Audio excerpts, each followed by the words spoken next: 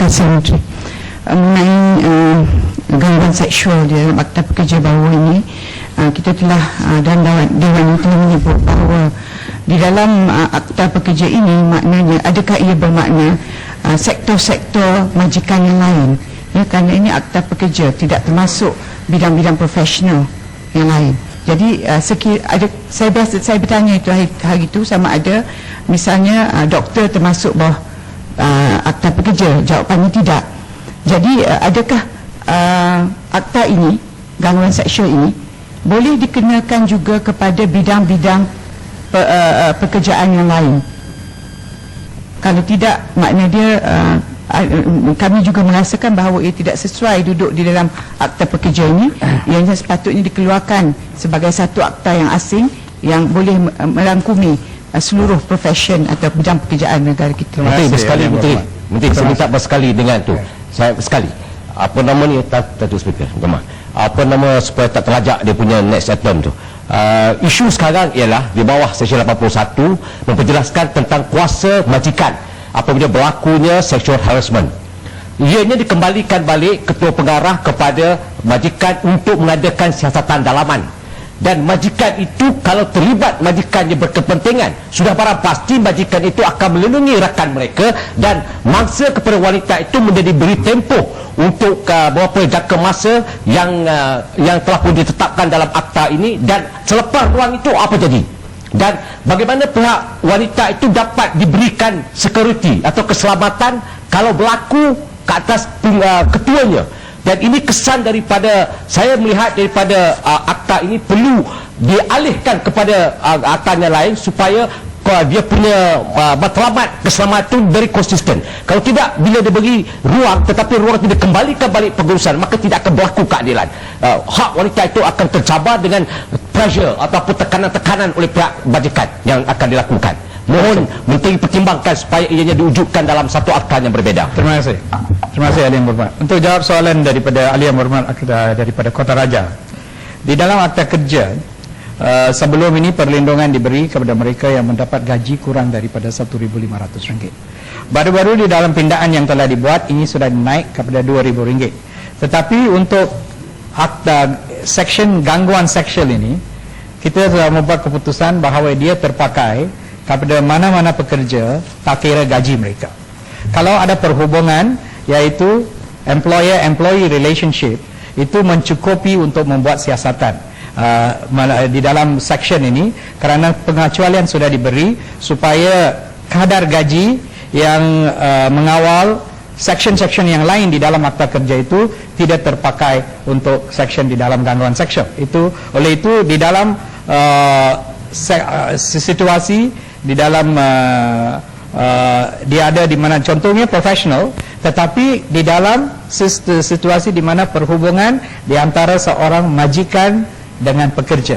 Perkara yang dibangkit pada hari itu ialah tentang isu klien dengan businessman atau patient dan doktor. Itu ialah isu yang luar daripada Akta Kerja, kerana itu tumpu kepada perkara-perkara yang berkaitan perhubungan di antara employee dan employer.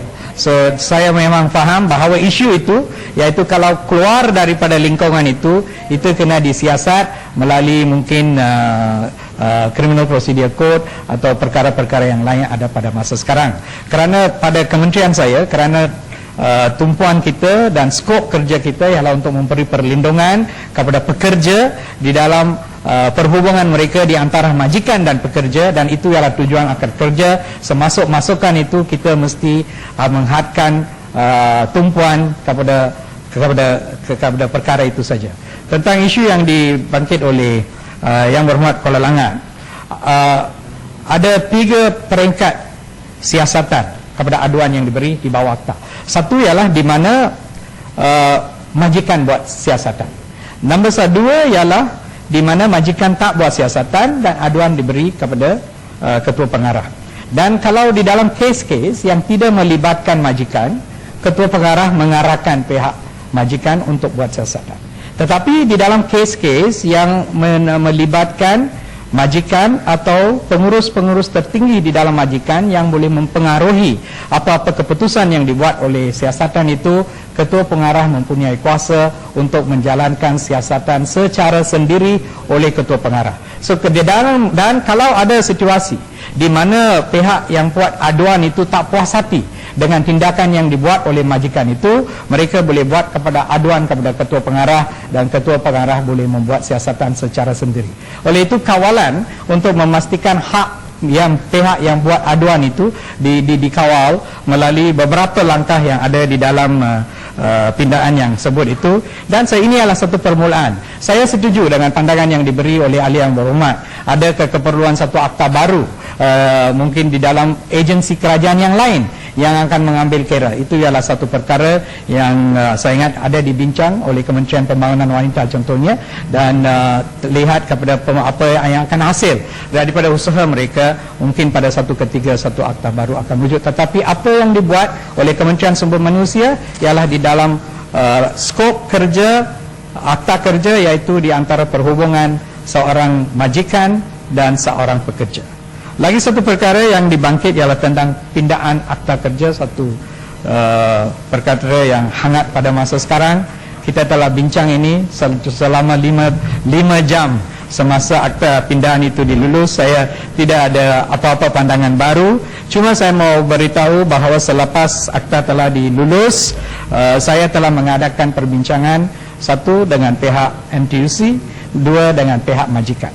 Di dalam perbincangan itu saya telah menjelaskan kepada mereka lagi sekali tujuan membuat pindahan itu ialah untuk memberi perlindungan kepada pekerja seperti apa yang saya telah beritahu pada hari itu.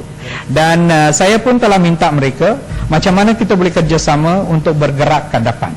Bergerak ke depan iaitu dengan mengambil kira perkara ini ada di dalam sistem kita yang ada pada masa sekarang. Dan tujuan kita ialah untuk memberi perlindungan kepada pekerja yang telah telah menghadapi penindasan, penderaan, dan telah diabaikan pelbagai jenis kemudahan yang sepatut diberi kepada mereka. Apa yang langkah-langkah yang sepatut dibuat oleh kerajaan, dan tujuan murni kerajaan di dalam memerlukan mereka mendaftar diri ialah untuk memberi ruang untuk kerajaan untuk memantau mereka, dan kalau ada keadaan di mana perkara-perkara sebut apa yang saya sebut itu sudah dilakukan, kerajaan boleh mengambil tindakan kepada mereka. Dan macam mana kita boleh bergerak ke depan dengan menggunakan section-section yang ada, contohnya section 2A di mana ada bidang-bidang pekerjaan di mana kita boleh membuat satu peraturan, satu arahan bahawa tidak dibenarkan untuk mengadakan kerja-kerja kontrak, dan macam mana kita boleh memastikan bahawa pembayaran mereka boleh dikawal, dan perkara-perkara itu supaya sebagai satu pasukan di dalam suasana tripartisme, isu yang ada pada masa ini boleh ditangani di dalam satu cara yang lebih baik, lebih berkesan demi kepentingan pekerja-pekerja. Ya, kalau terima kasih Datuk Speaker. Menteri, keluhan, rintihan, tangisan mereka ini ialah ketakutan yang akan berlaku pada generasi yang akan datang. Menteri bicara tadi jelas bahawa pindaan di bawah Seksyen 31 itu amat menggerun dan menakutkan. Menteri berkata tadi bahawa Seksyen 2A itu kuasa pemantauan Menteri telah pun terlunas begitu lama daripada tahun 1955. Menteri mempunyai kekhawatiran yang berlakunya perhambaan penjualan manusia moden berlaku di peladangan. Mengapa tidak di Seksyen 2A itu diterima pakai, digunakan, difokus hanya pada peladangan dan tidak membenarkan ruang lingkup ini diberikan kepada syarikat-syarikat besar.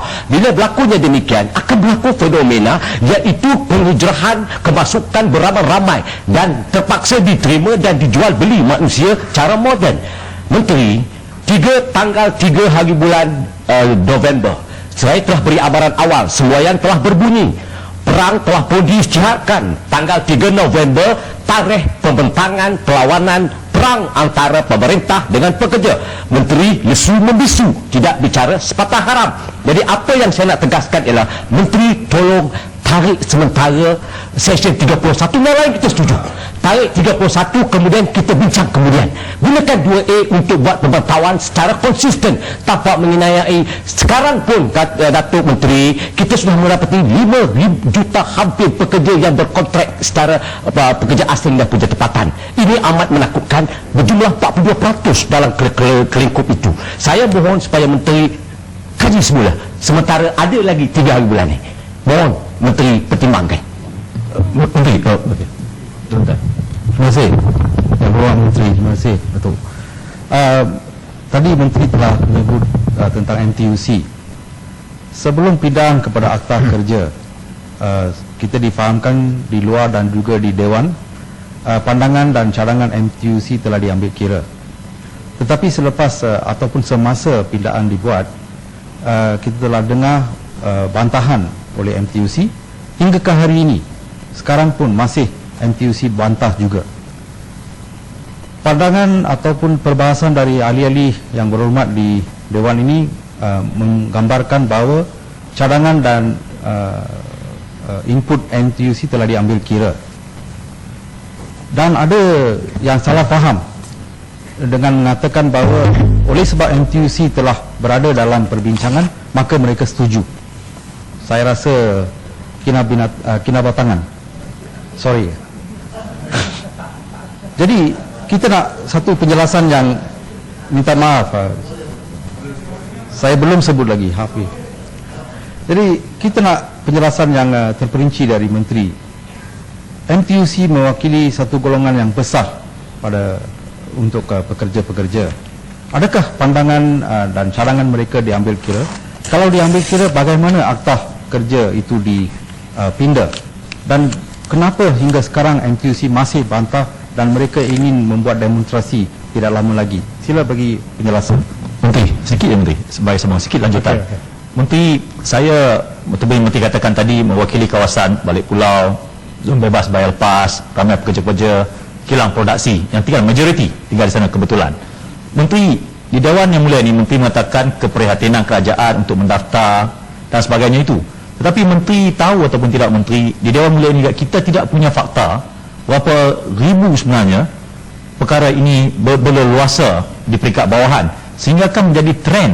Tetapi Menteri, saya khawatir di ruang yang lain Menteri mengatakan ada setengah isu lah, isu administratif, isu pemantauan. Kenapa perlu kita dengan izin legalize benda ini? Kalau isunya sebenarnya isu pemantauan dan penguasaan, bukan isu dengan izin, legalistic isu yang akan menjadi satu isu black letters law.